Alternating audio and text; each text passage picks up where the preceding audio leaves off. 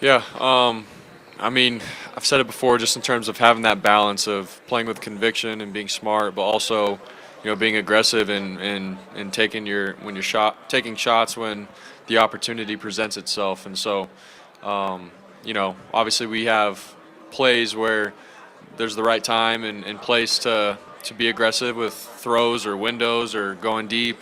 Um, there's the right time and place for it, and Kyle does a good job with coaching us up and giving us the answers in terms of when we get the right look. So it's just being ready for those moments and yeah, not letting something bad discourage you and get you off kilter, but always being on point and being ready to rip at a tight window or go deep and stay aggressive. So there's a fine line to it. And what would you say, like for you making such a jump in the second year, what did you add to your arsenal mentally and physically that's taking you this place?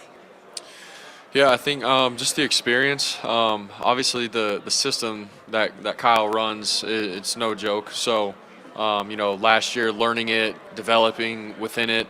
Even though I played towards the end of the year, I still feel like I had a lot of growth to do within it. And so, I feel like this year I'm a little bit more comfortable with it, and I'm continuing to still learn it and how he sees and views the game. And but I feel like just being within the system and being under him has allowed me to understand the quarterback position more and play better within it. So that's mentally. Physically, obviously I was coming off just surgery and rehab, so it's just been all about mobility and obviously getting my arm back to strength of where it needs to be. So those all I think help me honestly take my game physically to the next level as well. So and I'll always be like I'll always say that I need to get better with that too. So that'll be something as my career goes on, I'll continue to chip away at. Brock, how does having Kristen on your team help make you a better player? Yeah, I mean a lot of different ways. I think just his work ethic, the way he approaches the game, I feel like that elevates everybody around him. He makes everyone better because of just how serious he takes his job, and when you see a guy go through what he does in a game, it makes you be like, okay, Christian's about to go through it, and I got to have his back. I know he's got mine. He's prepared more than anybody. So he sort of sets the standard and the stage for what it's going to take for us to be at our best. And so that's one. I think that's the mentality. And then two, obviously he does everything. He runs the ball.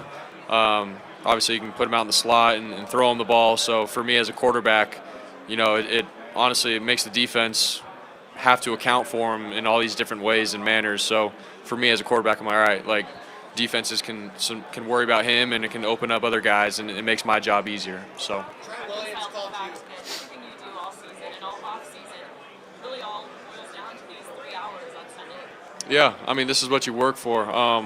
From OTAs to camp to preseason and then regular season. All of the strain, the stress is to get to this moment, playing 3.5 hours of the championship. And so for us, we're like, all right, we are where we want to be and where we've always wanted to be. And now it's just going to come down to the moment and keeping things simple and playing the game how we know how to play it. And so what we've done all year has been good enough to get to this moment, and we got to continue to do that. Trent Williams called you an ultra serious guy yesterday, and he said it's hard to find you in a not serious moment, but he said when you are not serious that you're a fun guy. I'm just wondering if anytime this week you've had a moment where you've been able to lock out of the game and just have a fun time with your guys here in Vegas. Yeah, I mean, in terms of having some fun and stuff. I mean, honestly just in between meetings and in the meal room, there's little times like that where we all got some time to breathe and we could joke around and be ourselves. The bus rides have been really fun. But in terms of like going out and anything like that hasn't been the case this week for us. It's obviously we're focusing on the game and ready for that, and obviously we could celebrate after. But for me, it's those other little moments, in between periods at practice and joking around with Trent and just chatting it up with him, and so I don't know. It's those kinds of moments where you can be human and enjoy one another.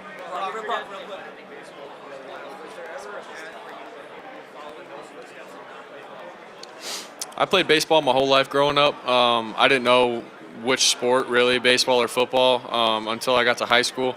When I got to high school, I just felt like, just my love and passion for the game of football is what I wanted to do moving forward. So my sophomore year was my last year of playing baseball, and I knew that football was probably going to be my future, and that's the route I went. But I'm sure if I was all in on baseball, I probably could have had a future in it. I don't know what that would have looked like in terms of going D1 and professional after. I don't know. So, but I always loved the game because of my dad and his career that he played. I played third. I came in relief pitch. I hit pretty well, but I feel like I was pretty consistent on defense, and I did my job on offense. I was hitting probably third. But not bad. Bro, I asked a lot of guys on the team already if they would get a tattoo of your face anywhere on their body for a guaranteed Super Bowl win. Some said yes, some said no. Shouldn't the answer be yes every time? Yeah, I think so. Yeah. No, I think it'd be funny. I mean, if it took getting a tattoo, we can make it pretty small and get a Super Bowl win out of it. That's the answer. Yeah. People said how big do you have to make it? Yeah. It's small. Yeah, 100%. Yeah, so I think Debo told me that actually. Did you ask Debo this? Yeah. So I was like, dude, you better have said yes. So.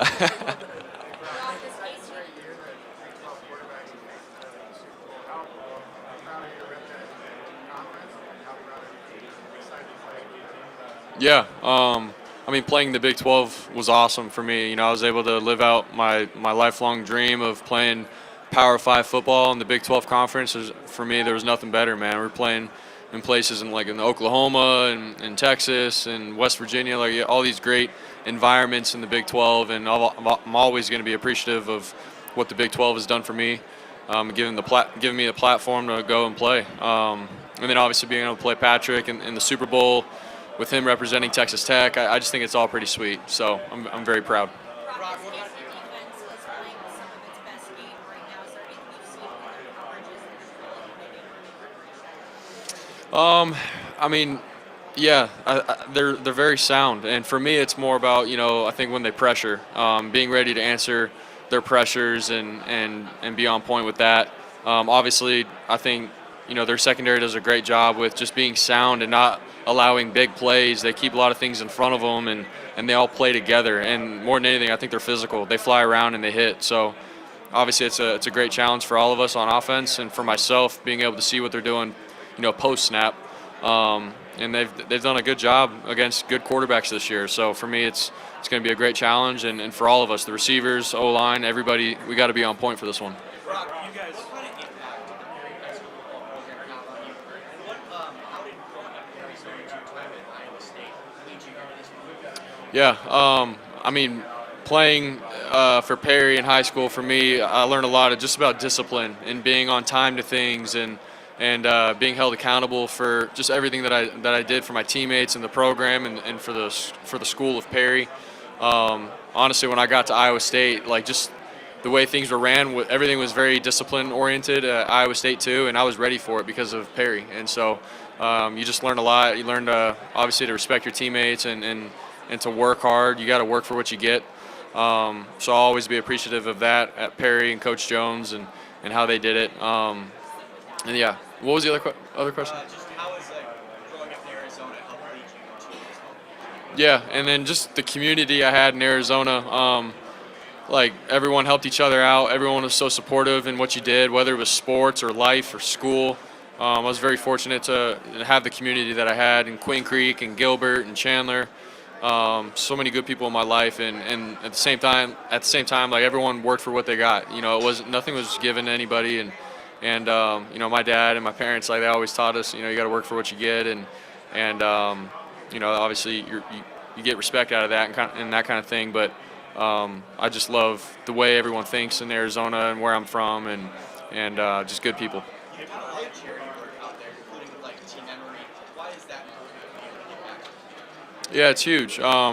Obviously, if you're given just blessings in life, I think it's huge to be able to just give back and love on people that may be less fortunate, and whatever that looks like.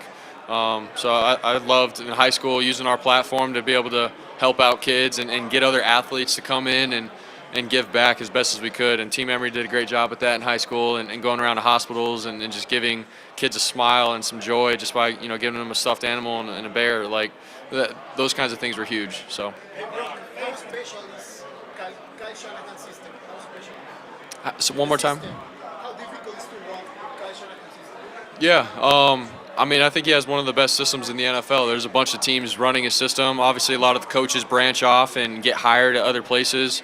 And obviously, the way he calls the game and the way he teaches these coaches and stuff, how he sees the game, and they go and run it everywhere else. Like you could tell, it works and it's one of the best. And so, but it's like learning another language. You got to study it 24/7. You always got to be in the playbook and reminding yourself of little things. And but if you get it down, it's one of the best systems to run, and everything ties together so well. But definitely not the easiest to learn. You talked a lot about your rehab process so far, but there was a moment where you had to delay your surgery, and you talked about how tough that was. Have you had an opportunity to kind of obviously reflect on that moment while you're on this stage getting ready to play in the Super Bowl? Yeah. Obviously, when I heard that I needed surgery, it's like, all right, when can I get it? When can I get after the whole rehab process and get back for the season, get ready to come back and compete for the starting job, like all of that kind of stuff. And then all of a sudden I was told, all right, your arm is still inflamed. There's a lot of inflammation in there, and you got to go back to rehab before your surgery. And it kept getting pushed back. And at the time I was like so angry and frustrated. I'm like, no, I don't have time. But we trusted in Dr. Keith Meister. He did a great job with breaking it down for us and telling us that it's going to be okay. It always works out if you just trust the whole process. And sure enough, we did. We trusted in him and had a great rehab team after that. And we took it one day at a time. And there were some times where I was like, I want this thing to go, but you just got to trust in it, man. And I was thankful that I did it the right way. And when I came back for the first game, I was ready to go. So looking back on it, everyone that helped in that process, I appreciate so much. And now here we are on the Super Bowl. Like, it all worked out. You guys, 6 years ago, was nothing about wrapping up your recruitment process. What do you remember most from that period of life? And did you keep up with any other quarterbacks from that 2018 class? Yeah. Every once in a while, I'll see guys, from my class in high school. Obviously throughout college, you see what they're doing, and then the NFL, it's been pretty cool seeing some guys. But for me, the recruiting process was crazy. I mean, I didn't get recruited like that highly. Like everything was very late for me. Like the last 5 weeks before the signing day, that's when I had to make a decision. And then these schools came in and sort of offered me late. So for me, I was like, man, I don't know what my future looks like. And then sure enough, fell in love with Iowa State and what Coach Campbell had preached and what he believed in. So, God took care of me at the last moment. And, for me, I was very grateful that it worked out the way it did. Went to Iowa State, made a name for itself, and helped build the program. And that's something that I've always dreamed of, is doing that, playing Power 5 football. But it's sort of been like the story of my life, sort of being overlooked, throughout high school, not a high recruit or anything. And all I needed at the time was a shot and an opportunity. And Coach Campbell gave me that at Iowa State. And then sure enough, it's like life sort of repeated itself. I got drafted last, went to the Niners, got an opportunity. So, yeah. Talking about Iowa State, what did you think of the year when you saw that with the Jets? Yeah. I mean, I'm just proud of him, man, for, obviously got injured his rookie year, was killing it. And then, he attacked the rehab process, came back, and, was able to, go in and make plays and ball. Like, I think Brees is one of the most talented players I've ever played with. And I honestly mean that. He can do it all. He can catch, run. Obviously, his breakaway speed, like, makes him cuts on a dime. Brees is so talented. So for him to come back from that, from the ACL, man, I was so proud of him, just the way he handled it, and I'm honestly, I know that there's a lot for him out there in his career, and I know he's gonna ball. So. Did you talk to him during that process, and even after that? I know he's here now, but going through what he went through. Yeah, we had saw each other like last year around the Super Bowl at a festivity, so we caught up then, and then throughout the year we had texted back and forth. But I mean, honestly, you're handling your business, he's handling his, so it's sort of tough, but more than anything, we know that we love each other, and obviously we roomed together for 2 years in college, so he and I got close, and like I said, we love each other a lot, man, and we want the best for each other, and yeah, it's nothing but respect and love. I'm sure you're not surprised by how he came back from that, right? Oh yeah, no. Expected him to be coming back and being like that. 100%, yeah. Like I said, one of the most talented guys I've ever been around on the field, and I knew, if he did everything right, which he did in the rehab process, he was going to come back and show people what he's about. So I know he's excited for next year too. I'll tell you that. Reese has always got that chip on his shoulder, and he's going to be pumped for next year, and he's going to kill it. Any comparisons to Christian, or are they just different players? I mean, I think they're a little bit different just in terms of, who they are, how they run. Both are extremely talented and have that football IQ that you want and you love and you crave in a running back. But I mean, just the way they move, and they're a little different. So, but they're both great. Brock, Boomer Esiason was talking this week about his first Super Bowl was against Joe Montana. Matt Ryan was saying his first Super Bowl was against Tom Brady. Their first Super Bowl is going to be against Patrick Mahomes, as well, the greatest quarterbacks ever, right? You don't face Mahomes. Kind of has nothing to do with how you perform, but as a quarterback, is there a general awareness, like, there's that guy on the other sideline, and I have to, it's not like you would say, otherwise I wouldn't have to play well, but like you have to play really well. If that makes sense? Yeah, no. Obviously, you're going against the defense, and that's first and foremost. As a quarterback and as an offense, you got to understand what the defense is doing with their scheme and how they're attacking the game. But it's also great to understand and know, who's on the other sideline, and what they can be doing and how explosive they can be and how dangerous, Mahomes can be at any moment in the game. So those are things that you have to account for sure. But do you go out there and consciously think about it? No, because I think that can affect your decisions and how you're playing the game. But it is good to take into account, like, all right, the guy on the other side is a playmaker, and if we don't do our job and put up some points, man, obviously, like, he's one of the best in the NFL and in the world. You gotta get it going. So it's something that you got to take into account for sure. When I asked Reese that, he said, who did Brock Purdy beat in his first start? Tom Brady. So his point being, like, that was a huge game for you. It wasn't a Super Bowl. But you've kind of been there and done that. I mean, does that mean anything, that experience going into this?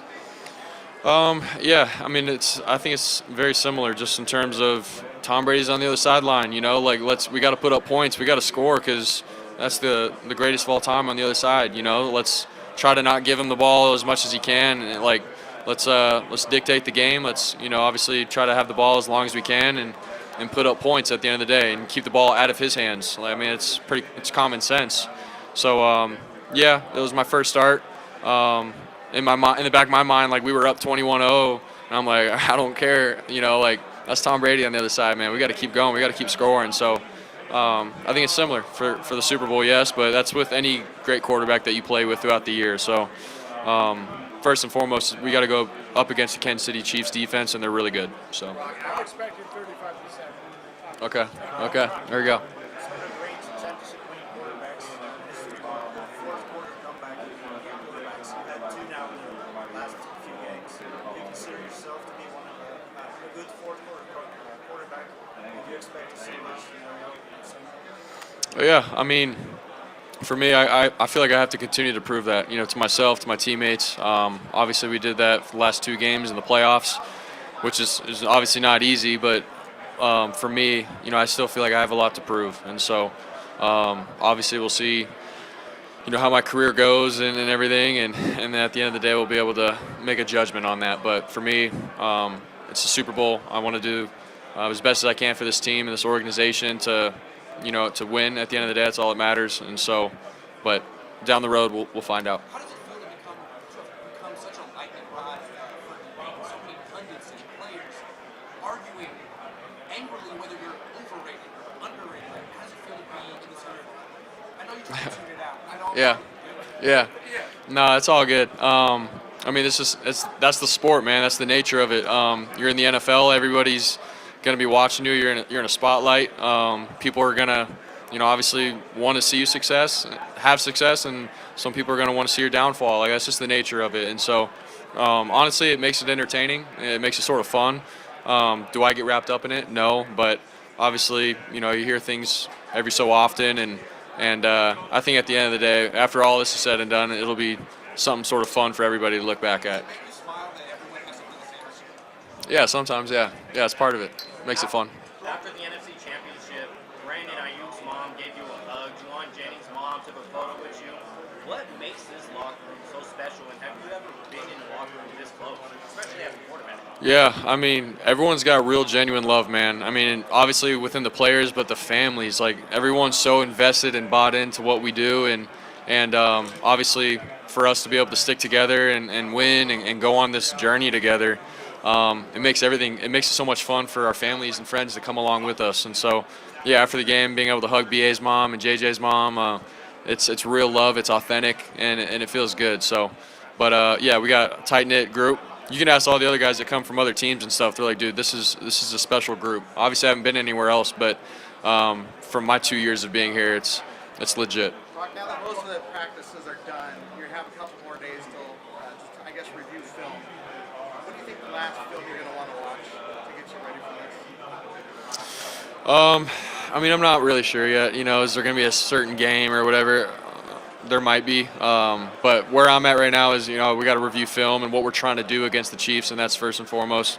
But, you know, being able to look at some of the big games before that this defense has played in and the moments that they've been in, I think that'll be pretty crucial to look at. And, I mean, we've already watched the 19 Super Bowl, the playoff games that they've just recently played in. So there's a bunch of good games you can watch and that we have watched. But honestly, I think for me, it's just going to come down to reviewing what we're trying to do against this defense.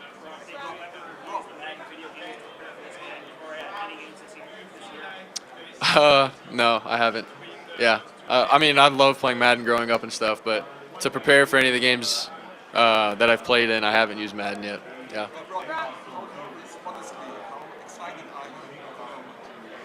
Yeah, I'm excited, man. You know, for me, I'm trying to keep it simple, but at the end of the day, it's like, dude, you're playing the Super Bowl in your second year. Like, we got a good team around you.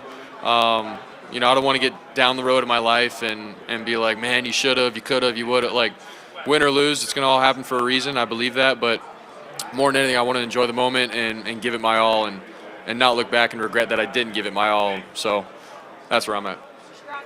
Yep.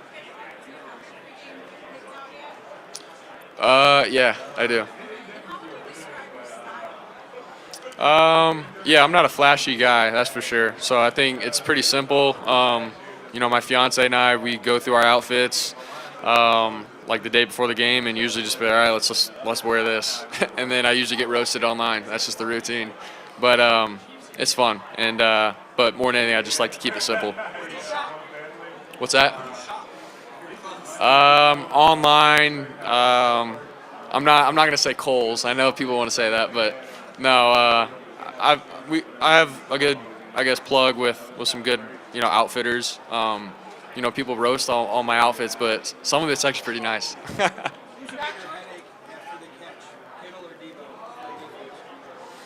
Man, it just depends. I feel like where we're at in the field.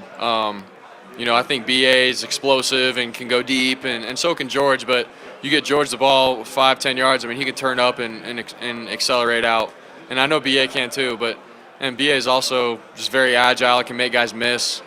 George will, you know, lower his shoulder and go another 10 yards with 5 guys dragging. You know, so just 2 different kind of players. But I think either of them would suck as a defense to, you know, have to account for. So Debo's a mix of both.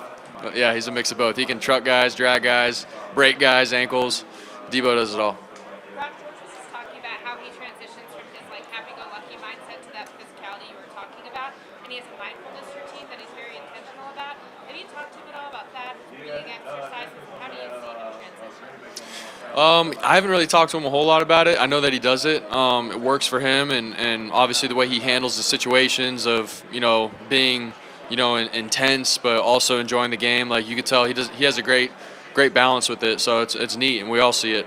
You know, for myself, I have my own little routine and how I go about it with my mental mind state with the game, and also being ready to get after it and enjoy the game. And there's just moments where, you know, it's the right time to celebrate and bring some juice and energy to the guys, but also taking time to be, you know, intentful with my breathing and being in the moment. So every guy has a little bit of a routine, and when you play and you talk to guys, you come to respect. Everybody's a little different. Hello, all my Filipino fans. Go Niners. Talking about your relationship with Nick Zakelj. I'm here reporting for Fordham University, so obviously Nick is a big Fordham guy. You spend time together living as roommates. I'd love to hear about what it's like to live with him. Yeah, I mean, obviously Nick's awesome. I feel like we get along really well. Obviously, to be able to room together, and he's a really good football player. Like, we just get along well. He and I obviously have a connection with a guy that he grew up with, Mike Rose. He was my roommate in college, so that was like the first connection.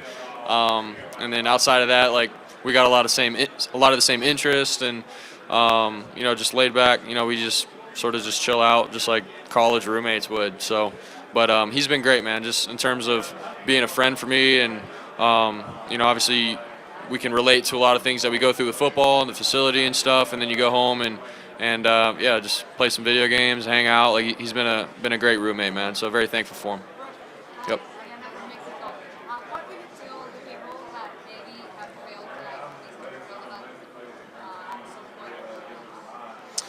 Yeah, I mean, people can say what they want, good or bad. It doesn't matter.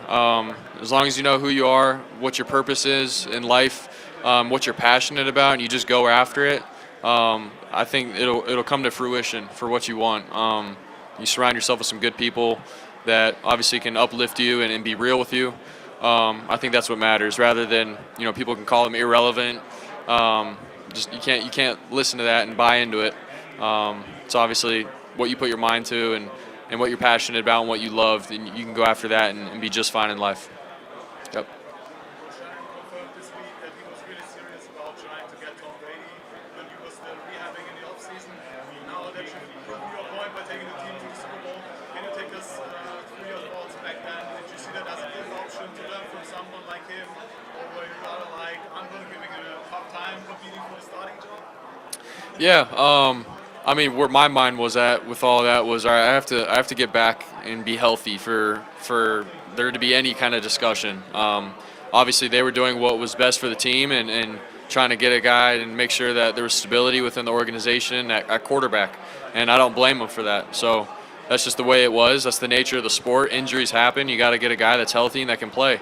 At that time, there was some uncertainty with when I was going to be back and everything, and I know that they didn't look at what I did the year before as nothing. I know that we had talked, and they totally respected the way I came in and handled business. And so for me, though, like, there was that little chip on my shoulder. Was, all right, if he does come, obviously compete, but he is the GOAT. You got to learn from him, if that's the case. But the competitive side of it was, hey man, like, we were just one game away from the Super Bowl. I just got hurt, like, I can be the guy for this team. So that was my mindset with it, but I understand, why they were thinking about it. So.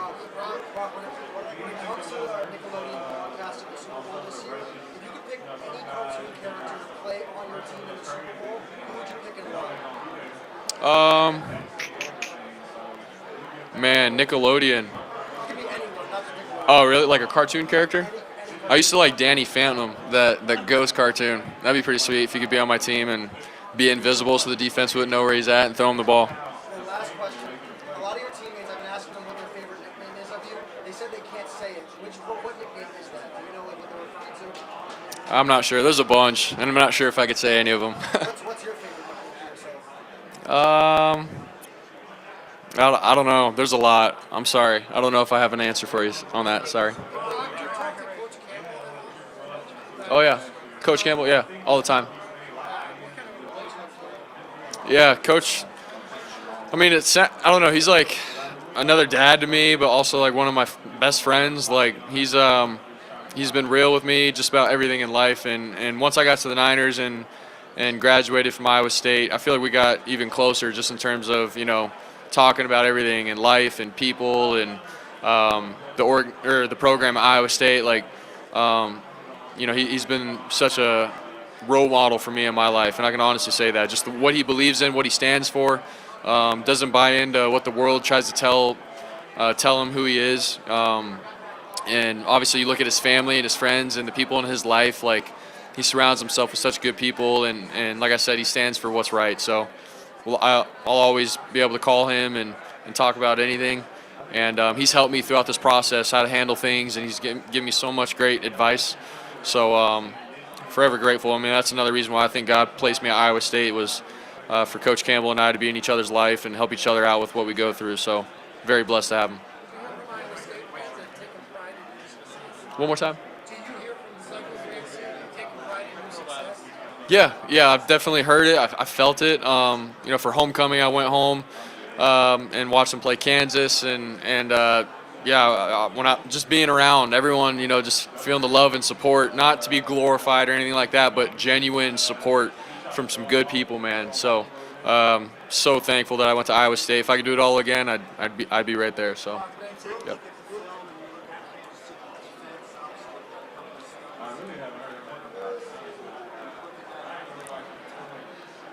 Yeah, extremely athletic, sound in what they do.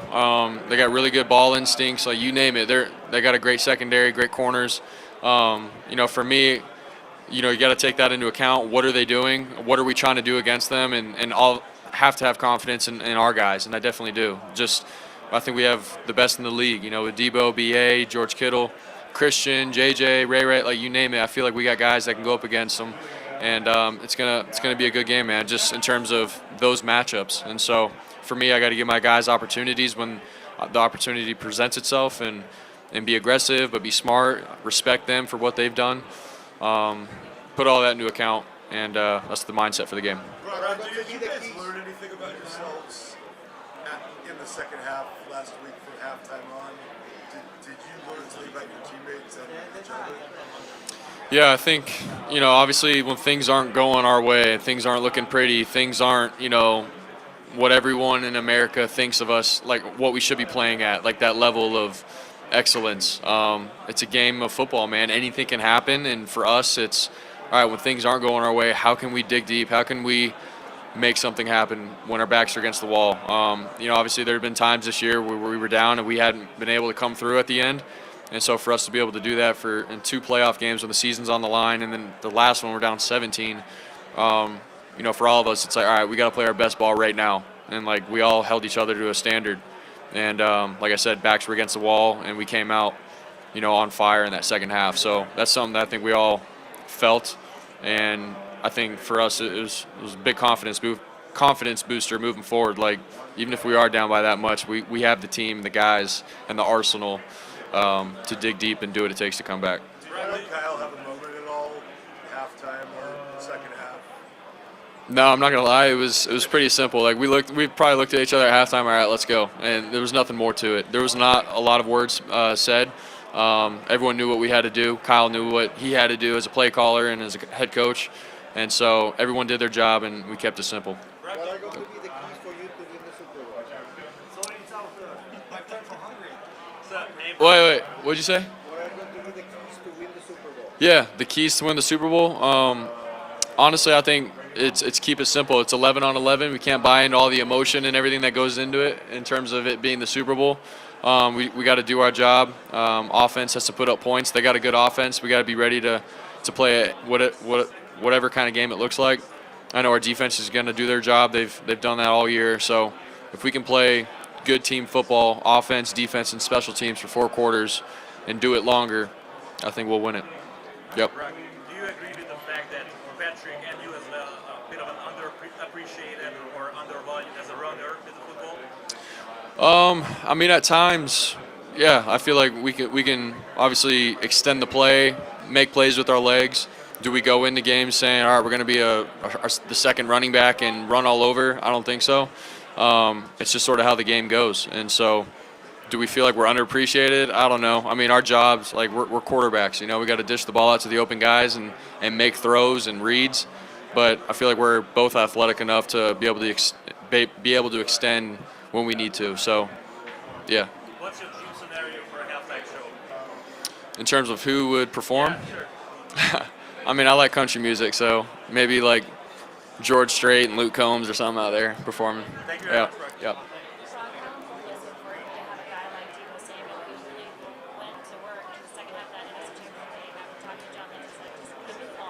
Yeah, Debo's the best playmaker in the league for a reason. Like you get the ball in his hands, he's electric. He brings energy and juice to the team. I think it was one of the second play maybe of the second half.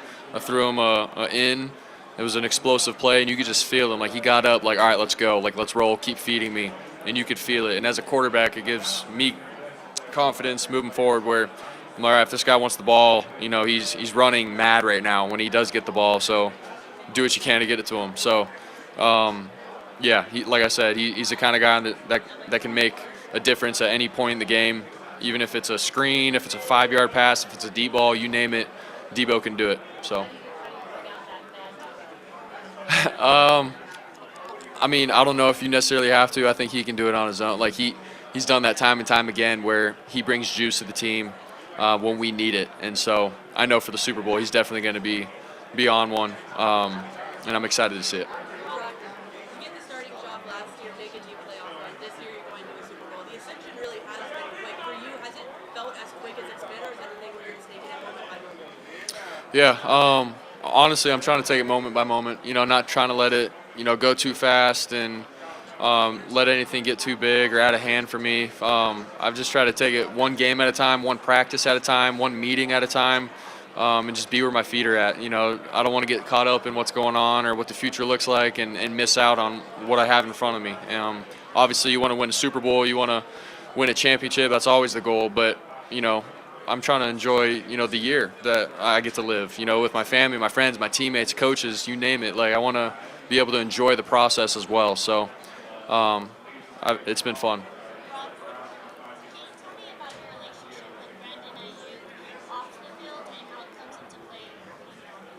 Yeah. I mean, BA, he's a competitor, man, and that's what I love most about him. He and I both want to win at all costs, and you could tell he's got just the fire in him at practice. If he's open and I miss him or something, like you can tell he wants it. And as a quarterback, it's like, all right, I love it because this guy's going to go to war with me, and I'm going to go to war with him. So I feel like we both, see the game of football the same way in that regard.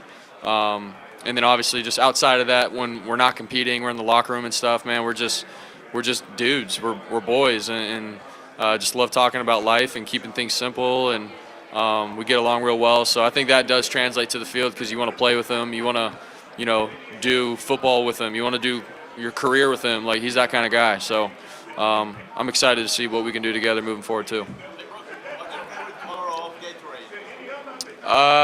Do they still sell the light blue? What was that one called? It was like something ice maybe? Yeah, that was probably my favorite. Appreciate it.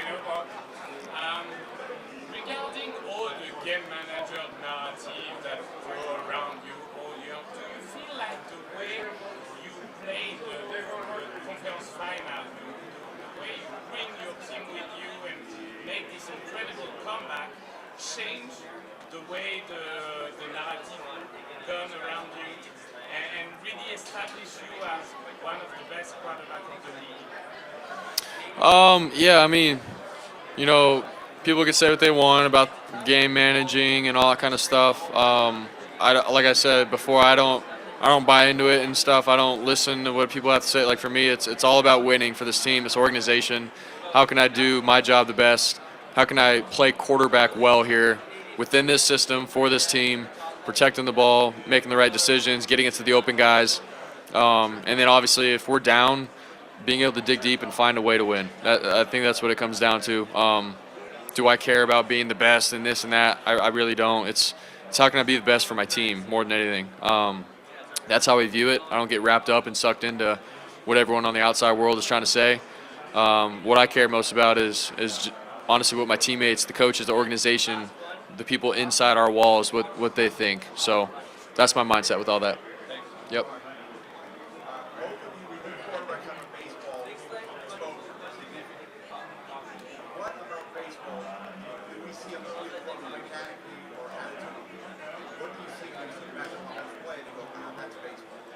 Yeah, I think, I mean, the arm slots, the different movements, all of it can sort of be like a whippy, baseball motion.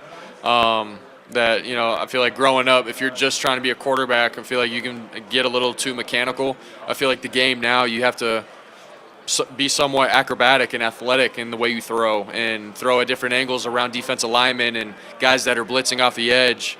In baseball, I think helps quarterbacks with that and can, you know, I think that definitely translated over to, you know, playing football and the way we throw. And obviously, yeah, you can see Mahomes doing like sidearm throws and stuff, and it looks really cool, and it is. But that's, I think, from baseball over time.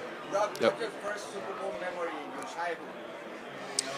I think the first one was the Cardinals versus the Steelers that I can remember. You know, Santonio Holmes with the catch in the corner, James Harrison, just Kurt Warner, Larry Fitzgerald. I think that was the first Super Bowl that I can remember. The biggest challenge for winning the Sunday, I think, is for me, it's the defense of the Chiefs. You know, just in general. You know, the guys up front, their front is really good. It starts with Chris Jones. Their secondary, their linebackers, they fly around. And for me, it's how can I be on point every play, make the right decision every play, make the right play every play for 4 quarters. Am I playing for somebody? God. That's it. Yes, sir.